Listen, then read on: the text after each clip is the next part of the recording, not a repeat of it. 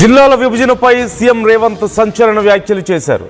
జిల్లాల విభజనకు సంబంధించి కమిటీ వేస్తామని, బడ్జెట్ సమావేశాల్లో కమిటీ ఏర్పాటు చేస్తామంటూ చెప్తున్నారు.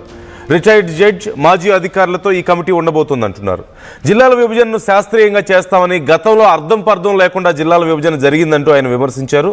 అలాగే జిల్లాల పునర్విభజనకు సంబంధించి పెద్ద ఎత్తున డిమాండ్స్ వస్తున్నాయని, ప్రజల నుంచి చాలా సందర్భాల్లో ఈ రిక్వెస్ట్లు వచ్చాయని, ఖచ్చితంగా ప్రభుత్వం ఈ విషయంలో సానుకూలంగా ఉంది, త్వరలో కమిటీ వేస్తాం, పూర్తి స్థాయిలో అధ్యయనం చేసిన తర్వాత జిల్లాల విభజన మేము చేయబోతున్నామంటూ రేవంత్ చెప్తున్నారు. ఒకసారి ఏమన్నారో చూద్దాం.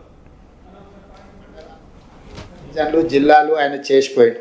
ఇప్పుడు జిల్లా ఒక నియోజకవర్గం ఉంది, ఒక జిల్లా 14 నియోజకవర్గాలు ఉన్నాయి. రకరకాలుగా ఇర్రేషనల్గా చేసిండు. నిన్నమన్న అందరూ చర్చలు విజ్ఞప్తులు చేస్తారు. మా కొన్ని మండలాలు తీసి అనలేయండి, కొన్ని మండలాలు తీసి ఇన్లేయండి అని, లేకపోతే వరంగల్ అయితే వరంగల్ అనుకోకుండా మాది ఒకటే సిటీ 2 జిల్లాలు చేసారు, మొత్తం మా ఉనికే మనుగడనే పోయింది, దాన్ని మొత్తం కలిపి ఒకటే జిల్లా చేయండి అని ఇట్లా రకరకాల డిమాండ్లు వస్తున్నాయి. మళ్ళీ పొలిటికల్ డెసిషన్స్ తీసుకుంటే న్యాయం జరగదు, సరైన విధంగా విభజన జరగదు.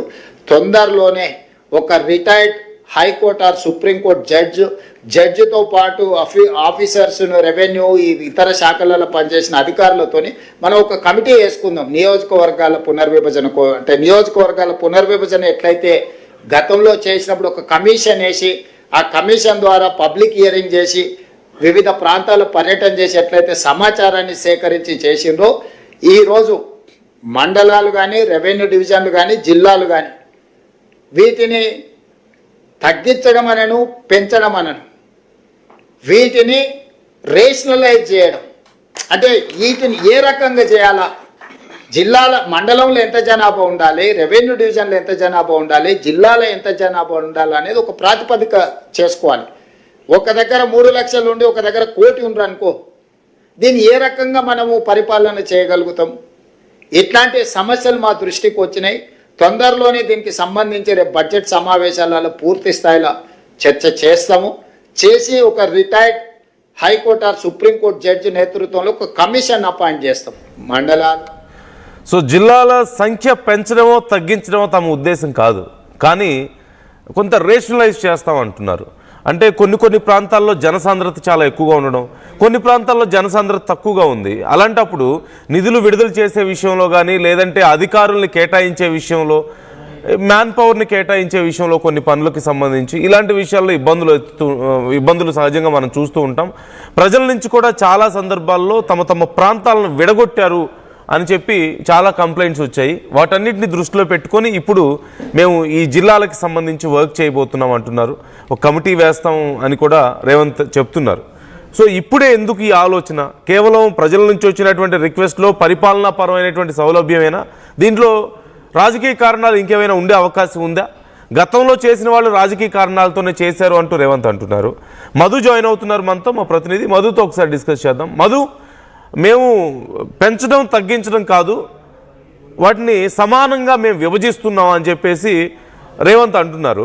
ఇది కేవలం ప్రజల సౌకర్యం కోసం, ప్రభుత్వాల సౌకర్యం కోసమేనా? దీని వెనక ఇంకేదైనా రాజకీయ కారణాలు ఏమైనా ఉండే అవకాశం ఉందా? ప్రతిపక్షాలు ఎలా రెస్పాండ్ అయ్యే అవకాశం ఉంది?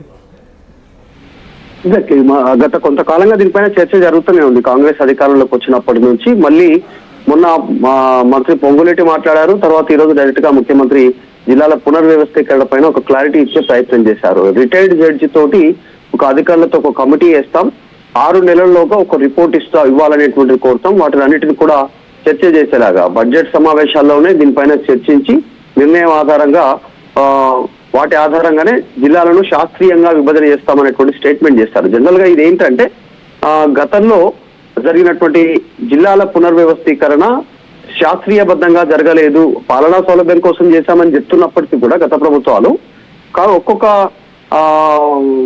నియోజకవర్గం 2 జిల్లాల్లో ఉన్నటువంటి సిచ్యువేషన్, ఇంకా కొన్ని మండలాలు 4 నియోజకవర్గాలకేసి ఉన్నటువంటి సిచ్యువేషన్. అంటే విభజన సందర్భంగా ఒక నియోజకవర్గం 4 జిల్లాల్లో కనపడడం, ఒక నియోజకవర్గం 2 జిల్లాల్లోగా ఎక్స్పాండ్ అయి ఉండడంతో ఇబ్బందికరమైనటువంటి పరిస్థితి ఉందనేటువంటి స్టేట్మెంట్ వస్తా ఉన్నారు కాంగ్రెస్.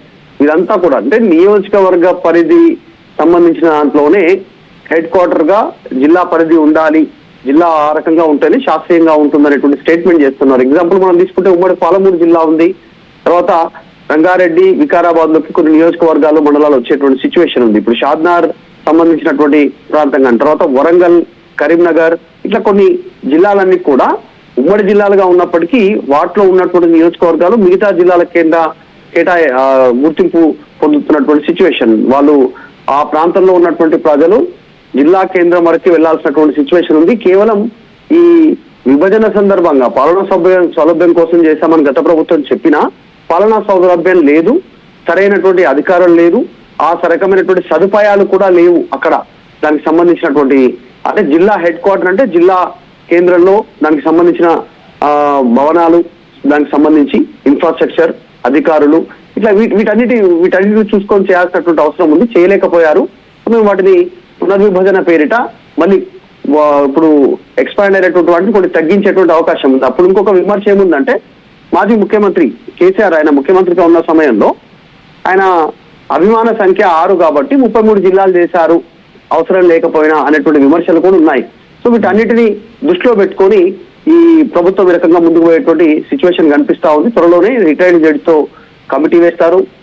కమిటీ 6 నెలల సమయం ఇచ్చి అసెంబ్లీలో చర్చించిన తర్వాత దానిపైన ఒక నిర్ణయానికి వచ్చేటువంటి అవకాశం ఉంది. ముఖ్యమంత్రి క్లారిటీ ఇచ్చారు మాట్లాడుతున్న సందర్భంలో, ఇది తగ్గించడమో పెంచడమో కాదు, కాస్త రేషనలైజేషన్ చేసే ప్రయత్నం చేస్తా ఉన్నాం, సౌలభ్యం కోసం మాత్రమే, ప్రజలు ఏం కోరుకుంటారో ఆ రిపోర్ట్ ఆధారంగా నిర్ణయం తీసుకుంటామని స్టేట్మెంట్ చేశారు. Okay right, thank you Madhu, thanks for the details.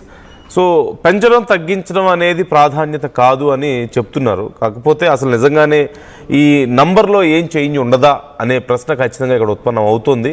రేపు నివేదిక వచ్చిన తర్వాత నివేదిక ప్రకారం మేము చేస్తున్నామని చెప్పకుండా ఉంటారా? అట్ ది సేమ్ టైం అసలు ఈ అంశానికి సంబంధించి గతంలో కేటీఆర్ ఏమన్నారు ఒకసారి చూద్దాం.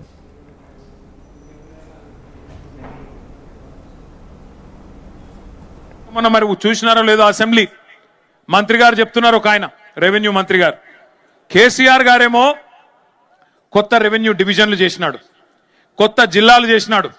ఉమ్మడి మహబూబ్ నగర్ జిల్లాని 5 జిల్లాలు చేసిండు కేసీఆర్ గారు. నాగర్ కర్నూలు జిల్లా, వనపర్తి జిల్లా, గద్వాల జిల్లా, నారాయణపేట జిల్లా చేసినాడు. మీరందరూ నారాయణపేట వాళ్ళు, గద్వాలోళ్ళు, కొల్లాపూర్ వాళ్ళు, అచ్చంపేటోళ్ళు మీరు మహబూబ్ నగర్ దాకా వచ్చేది ఎందుకు? మీ దగ్గరికే కలెక్టర్ను, ఎస్పీని తీసుకొస్తా, జిల్లా అధికారులను మీ దగ్గర కూర్చోబెడతా, ఇంత దూరం మీరు వచ్చేది ఏందని చెప్పి ఎక్కడికక్కడ జిల్లాలు ఏర్పాటు చేసినాడు. కలెక్టర్లను మీ గడప ముంగట కూర్చోబెట్టినాడు. కొత్త రెవెన్యూ డివిజన్లు ఏర్పాటు చేసినారు, కొత్త మండలాలు ఏర్పాటు చేసినారు. ఈ జిల్లాలో ఉండే మా లంబాడా సోదరులు, మా గిరిజన సోదరులు మీ ఆకాంక్ష నెరవేరుస్తూ తాండాలను గ్రామ పంచాయతీలు చేసిండు కేసీఆర్. మరి ఇవాళ కాంగ్రెస్ ప్రభుత్వం ఏం చెప్తుందో తెలుసా? కేసీఆర్ తప్పు చేసిండు, తాండాలు గ్రామ పంచాయతీలు చేసేది కాకుండే, మహబూబ్ నగర్ జిల్లాను 5 ముక్కలు చేసేది కాకుండే, అందుకే వనపర్తి రద్దు చేస్తాం, నారాయణపేట రద్దు చేస్తాం, అట్లాగే గద్వాల జిల్లా కూడా రద్దు చేస్తామని చెప్పి నిన్నగాక మొన్న పొంగులేటి శ్రీనివాసరెడ్డి రెవెన్యూ మంత్రి గారు ప్రకటిస్తా ఉన్నాడు. శాస్త్రీయంగా చేయలేదు, వీటన్నిటిని తీసేస్తామంటున్నాడు. మరి తీసేస్తే నారాయణపేట లూకుంటారా? గద్వాలో లూకుంటారా? వనపర్తితో లూకుంటారా? ఆలోచించండి. కలెక్టర్లను మీ గడప దగ్గర తీసుకొచ్చి కేసీఆర్ కూర్చోబెడితే కాదు ఇవన్నీ ఎత్తేస్తాం అని చెప్పి అలా రేవంత్ రెడ్డి మాట్లాడుతుంటే చూస్తా ఊరుకుందామా? ఆలోచన చేయండి. నేను రేవంత్ రెడ్డి ప్రభుత్వాన్ని హెచ్చరిస్తా ఉన్నా, మీరు గద్వాల జిల్లా ముట్టినా, వనపర్తి జిల్లా ముట్టినా, నారాయణపేట జిల్లా ముట్టినా అక్కడ అగ్గి ఉట్టిచ్చే బాధ్యత బీఆర్ఎస్ తీసుకుంటది. అక్కడే ఉద్యమాలకు కూడా శ్రీకారం చుడతామని చెప్పి కూడా హెచ్చరిస్తా ఉన్నా. పిచ్చి పొరపాట్లు చేయకండి. నీకు అధికారం ఇచ్చింది నీ అడ్డమైన అబద్ధపు హామీలను చూసి మోసపోయి ప్రజలు అవకాశం ఇచ్చినారు. నీకు చేతనైతే ఇచ్చిన హామీలు నెరవేర్చు. మీరు నిన్నగాక మొన్న మరి చూసినారో లేదో అసెంబ్లీ మంత్రి గారు చెప్తున్నారు, ఒక ఆయన రెవెన్యూ మంత్రి గారు,